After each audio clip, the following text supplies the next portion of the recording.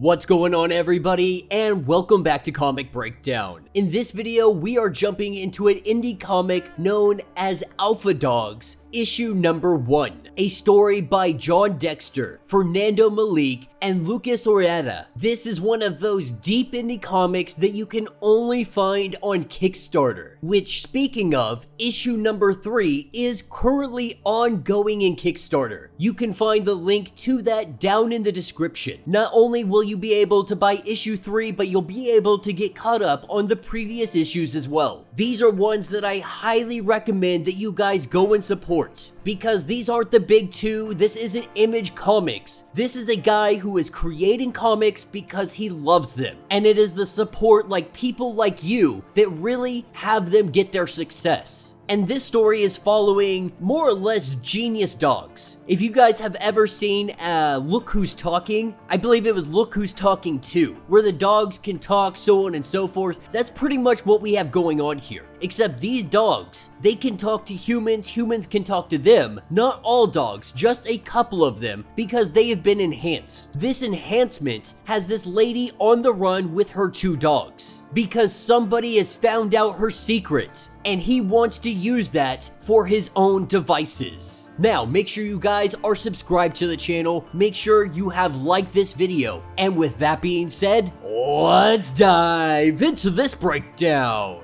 Alright guys, so we are picking up with Salem. Now Salem, he is our bad guy. In the last issue, we had seen Buck bite his finger off. Buck being one of the genetically advanced dogs. Salem has been trying to play both sides. He is trying to get whatever serum this lady used on her dogs. He is trying to get their blood so he can replicate it, so that he can make it more. And so he pretends to be her friend. But in the background, he is working, he is scheming to steal this all from her. This is where we are shown Salem in some kind of junkyard. Shown our scraggly individual by the name of Toby, really just looking like a methed out dude. He brought some new hands that Salem may want to work with him, but we learned that these new hands, they are here to blackmail him. They know what he looks like and they know the car that he drives. And so while they try to blackmail him, this is when he calls Monto out.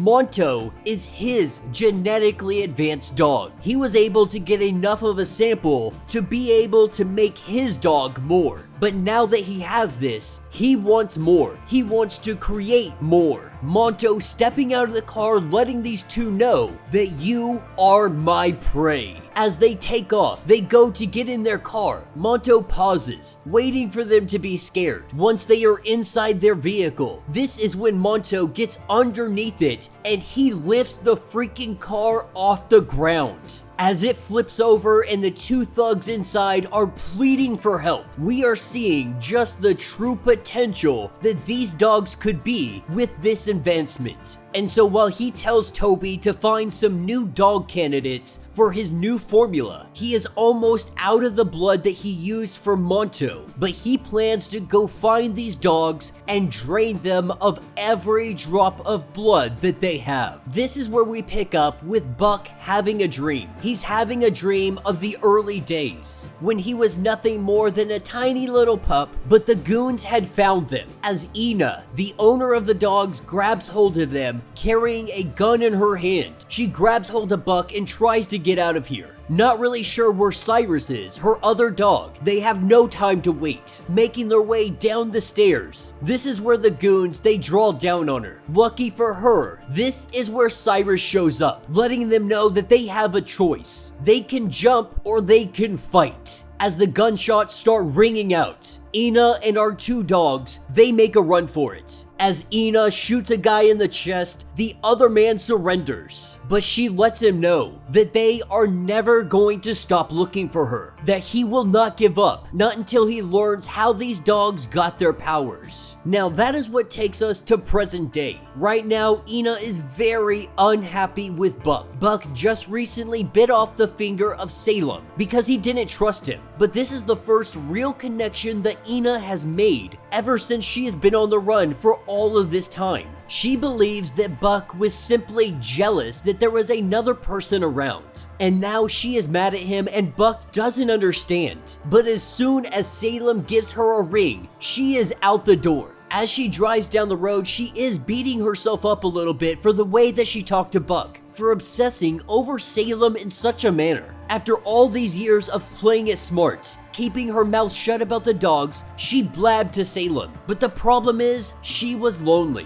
When she had moved to this place, she started working for Salem. He was working on what he calls cart teeth therapy. He believes that he has the next advancement, that his next breakthrough, it is going to cure the world. And so she fell head over heels for this guy. But as she arrives at Salem's place, worried that he may never speak to her again, apologizing profusely for Buck biting dude's finger off. But he says for the last month he has locked himself away in his home, and that is because his dog is dying of cancer, saying that this cancer is all over his body. This is when he also brings up the all-cure formula that the board had shot down a while back. He wants to use her dog's blood and his supercells to be able to cure Monto's cancer. He pleads with her, saying that he is desperate and he has no other choice. He is playing to her kind heart, not knowing that she is being manipulated, that this is the very guy that has been hunting her down after all of this time. He even goes as far as saying that he loves her. And so, blinded by love, she says that she needs to think about it, and she heads back home. But heading back home, this is where she starts to draw blood from Buck, saying that he is going to do a favor for Salem, saying that if Buck hadn't bit him, she may not feel obligated to do this. The truth is, she probably would have done this anyway. But she takes blood from both Cyrus and Buck, and Cyrus is a very cynical older dog, saying that this was going to happen sooner or later, that she will bleed them again, all for love, all for Salem, because humans are selfish. They will choose their own happiness over one that would defend them most of the time. And so while she takes this blood off to Salem, we are picking up at a random location on a small island.